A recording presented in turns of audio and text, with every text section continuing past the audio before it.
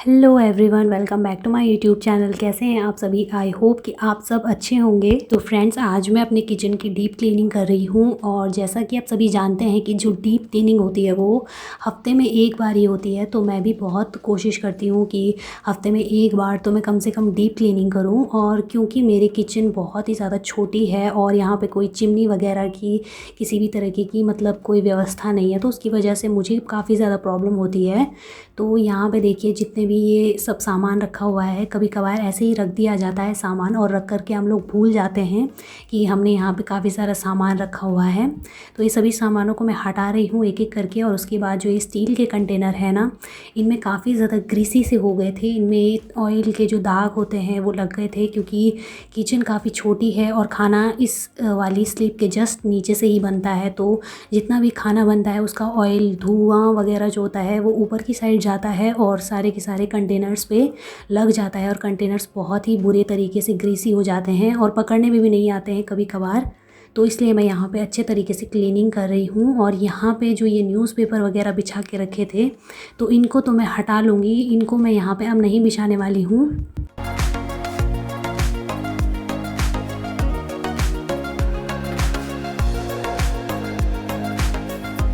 तो यहाँ पे न्यूज़पेपर को मैंने हटा लिया है और अच्छे से एक कपड़े की हेल्प से जितना भी जो भी डर्ट वगैरह है उसको मैंने हटा लिया है। और अब देखिए, ये वाली जो शीट थी ना प्लास्टिक की, ये पोस्टर थे जो कि मैंने नीचे भी लगाए थे। मैंने आपको दिखाया था कि मैंने वॉल पे लगाए हैं। तो ये एक ही पोस्टर था और इसका मैंने दो हिस्से कर लिए। और ये देखिए, पूरी की पूरी जो स्लिप है इसमें पूरे अच्छे तरीके से आ गए हैं ये दो पोस्टर। इनको मुझे कट करने की ज़रूरत नहीं पड़ी। एक ही पोस्टर के ये दो हिस्से हो गए, लेकिन ये थोड़ा सा लंबा हो रहा था, तो इसलिए मैंने इसको ऊपर की साइड से फोल्ड कर दिया, क्योंकि इसके ऊपर से जो है वो स्टील के कंटेनर्स वगैरह आएंगे, तो इसलिए ये दब जाएगा नीचे और उठेगा नहीं। तो इसलिए मैंने इसको पीछे की साइड से फोल्ड किया है।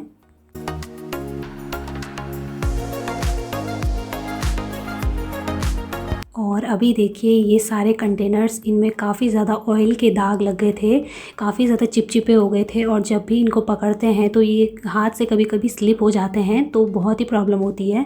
इसलिए हफ्ते में एक बार तो करना ही पड़ता है ये सब कुछ।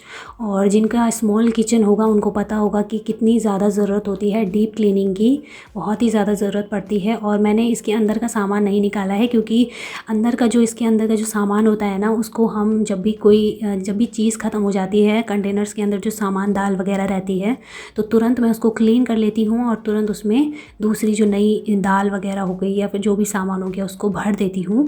लेकिन यहाँ पे अभी मैं खाली नहीं कर रही हूँ, क्योंकि मैंने अभी कुछ दिन पहले ही इसको अंदर से वॉश किया था। तो अंदर से नहीं, इसको सिर्फ बाहर से वॉश करने की ज़रूरत थी, इसलिए मैं बाहर से इस पर इस तरीके से क्लीनिंग कर रही हूँ।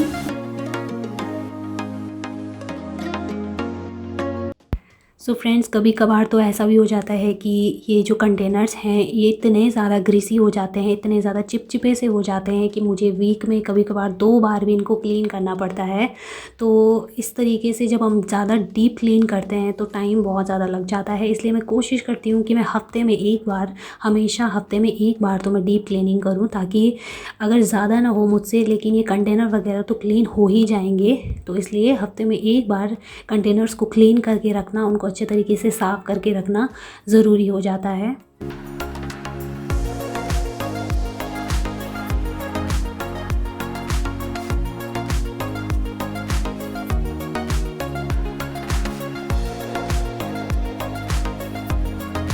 ये जो कंटेनर है इनकी लिड काफ़ी ज़्यादा टाइट वाली लिड है, तो इसके अंदर जो दाल मैंने रखी है और जो सामान मैंने रखा हुआ है वो अंदर पानी से ख़राब नहीं होने वाला, इसलिए मैंने इसको लिड लगा के ही वॉश करना सही समझा, ताकि अंदर जो सामान रखा है उसको निकालना भी ना पड़े और ये अच्छे से ऊपर से क्लीन भी हो जाए। और जो लिड है टाइट होने की वजह से इसके अंदर पानी भी नहीं जाएगा।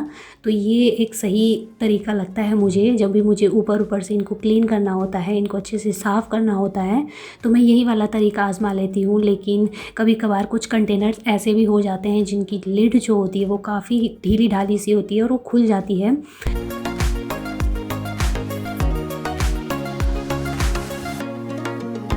तो बस जितने भी कंटेनर धोने थे मैंने अच्छे तरीके से पानी से वॉश किया। उसके बाद ये कॉटन के कपड़े से इनको अच्छे तरीके से पोंछ लिया था ताकि ये अच्छे तरीके से साफ़ हो जाए और जो पानी रह गया होगा वो भी साफ़ हो जाएगा।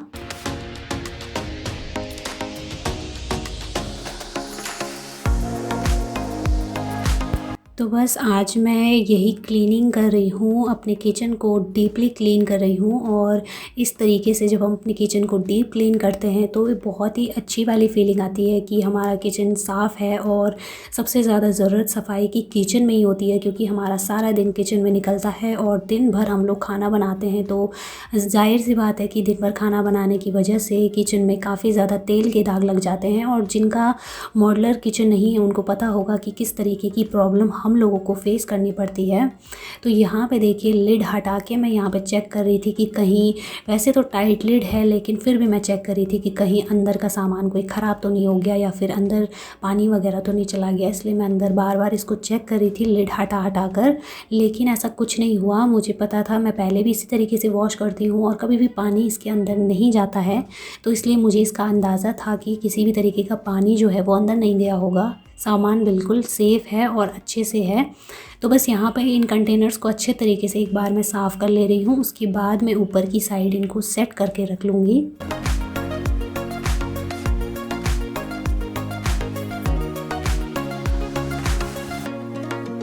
तो यहाँ पे देखिए ये सारे के सारे जितने भी कंटेनर्स थे उनको मैंने अच्छे से क्लीन कर लिया, साफ़ कर लिया। और अब इन पे बिल्कुल भी पानी वगैरह नहीं है। तो अब मैंने इनको ऊपर देखिए स्लिप में रख लिया है। एक एक करके मैं इनको स्लिप में रख रही हूँ, पहले बड़ा फिर छोटे छोटे जो इनके कंटेनर्स हैं, मतलब लाइन वाइज मैं इनको रख रही हूँ। पहले तो मैं सोच रही थी कि मैं इनको एक लाइन में ही लगा के रखती हूँ और मैंने रख भी लिए थे, लेकिन फिर मैंने सोचा कि हमारी किचन काफ़ी ज़्यादा छोटी है और इतना ज़्यादा स्पेस नहीं है कि मैं सारे कंटेनर्स को ऐसे लाइन वाइज रखूँ, क्योंकि अगर मैं ऐसे रखती तो फिर प्रॉब्लम हो जाती, बाकी के कंटेनर्स के लिए जगह नहीं बचती। तो देखिए मैंने एक बार तो इनको अच्छे से लाइन में लगा लिया था और उसके बाद मैंने इनको हटा भी लिया था, क्योंकि मुझे ये कुछ ठीक नहीं लग रहा था। तो फिर मैंने सोचा कि नहीं, जब स्पेस नहीं है तो मैं समझौता नहीं करूँगी, मैं ऐसे ही एक के ऊपर एक रख लूँगी। वैसे भी अच्छे लग रहे थे, क्योंकि पहले भी मैं ऐसे ही रखे हुए थे मैंने, तो सही लग रहे थे। और ऐसे में ना थोड़ा जगह भी बच जाएगी, स्पेस काफ़ी अच्छे से बच जाएगा। तो दो जो ये कंटेनर मसाले वगैरह और मेथी का जो ये कंटेनर है, जीरा वगैरह सब चीज़ का, और जैसे कि ये देखिए ये आंवले के जूस की बॉटल वगैरह हो गई और ये मसाले वगैरह के डिब्बे, तो मैंने इस तरीके से सेट करके रखा, एक के ऊपर एक करके। स्टील के डब्बे अच्छे लग रहे थे और किचन में इतना स्पेस नहीं है तो मैंने नहीं किया ऐसा। उसके बाद देखिए मैं यहाँ पे गैस की अच्छे से क्लीनिंग कर रही हूँ, क्योंकि गैस की क्लीनिंग तो रोज़ ही होती है और उतनी ज़्यादा ज़रूरत नहीं पड़ती है। लेकिन जो ये गैस के जो ये बटन वगैरह होते हैं, ये कभी कभार बहुत टाइट हो जाते हैं, तो इनको थोड़ा सा अच्छे से क्लीन करने के लिए मैं इनमें कभी कभी तारपीन का जो तेल आता है उसको भी यूज़ करती हूँ। उससे ये काफ़ी अच्छे से ढीले हो जाते हैं ये बटन और टाइट नहीं होते, वरना मेरे पास टाइट वाले जो बटन होते हैं वो टूट जाते हैं। लेकिन ध्यान रखिएगा, जो तारपीन का तेल है उसको ऊपर की साइड ये जो गैस बनी हुई है उस पर यूज़ मत करिएगा। बस बटन्स को आप लूज़ करने के लिए उस तेल का यूज़ कर सकते हैं, अदरवाइज़ जैसे मशीन में डालने के लिए जो तेल होता है उसका भी यूज़ किया जा सकता है इन बटन को टाइट को ढीला करने के लिए। तो ये अच्छे से फिर टाइट नहीं रहते, बिल्कुल क्लीन हो जाता है, इनके अंदर का जो जंक वगैरह होता है साफ़ हो जाता है। तो देखिए गैस की तो मैं हमेशा ही क्लीनिंग करती ही रहती हूँ खाना बनाने के बाद। तो उसके नीचे जो ये टाइल्स लगी हुई है इसको भी मैं अच्छे से साफ़ कर रही हूँ एक कपड़े से, क्योंकि अभी अभी मैंने ऊपर की सफाई की तो कूड़ा ऊपर का जो धूल वगैरह होगी वो नीचे टाइल्स में गिर गई थी। तो इसलिए यहाँ पे भी थोड़ा सा पानी डाल के और अच्छे से इसको भी क्लीन कर लूँगी ताकि ये भी साफ़ हो जाए।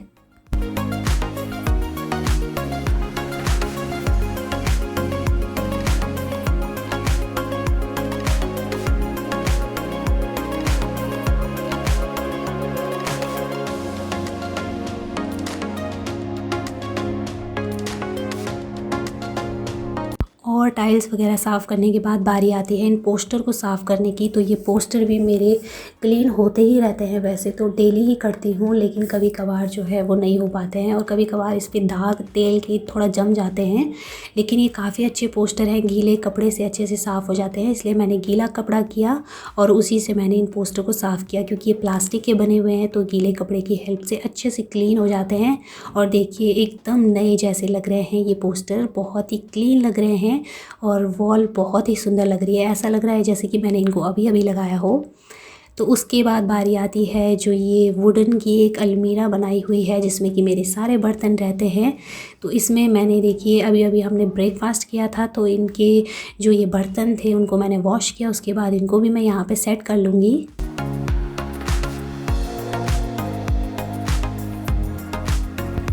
तो यहाँ पे देखिए ये कांच के जो बर्तन हैं मेरी किचन में ज़्यादा टिकते नहीं हैं क्योंकि ये टूट जाते हैं, तो इसलिए सोच रही थी मैं एक बार इन कांच के बर्तनों को मैं अलग ही रख लूँ। ये जो मुझे ठीक नहीं लग रहे थे ये ग्लास वगैरह, क्योंकि ये टूटते ही हैं, इसलिए मेरी किचन में ज़्यादा कांच के बर्तन रखे हुए नहीं रहते हैं। तो यहाँ पे ये कप्स वगैरह मैंने इनको सेट करके रख लिया। उसके बाद ये देखिए कितना अच्छा लग रहा है क्लीनिंग करके। और जो इनके नीचे के ये पोस्टर्स हैं इनको तो मैं वॉश कर ही चुकी हूँ, तो वॉश करके ही मैंने इनको यहाँ पे बिछा के रख दिया है। और देखिए कितनी ज़्यादा अच्छी किचन लग रही है, एकदम क्लीन हो गया है और देखिए बिल्कुल चमक गई है किचन, पूरी किचन साफ़ हो गई है और बहुत ही अच्छा लग रहा है।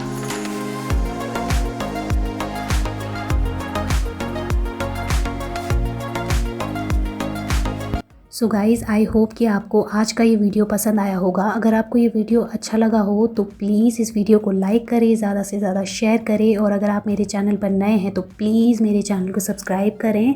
मिलते हैं नेक्स्ट वीडियो में, तब तक के लिए बाय बाय, टेक केयर।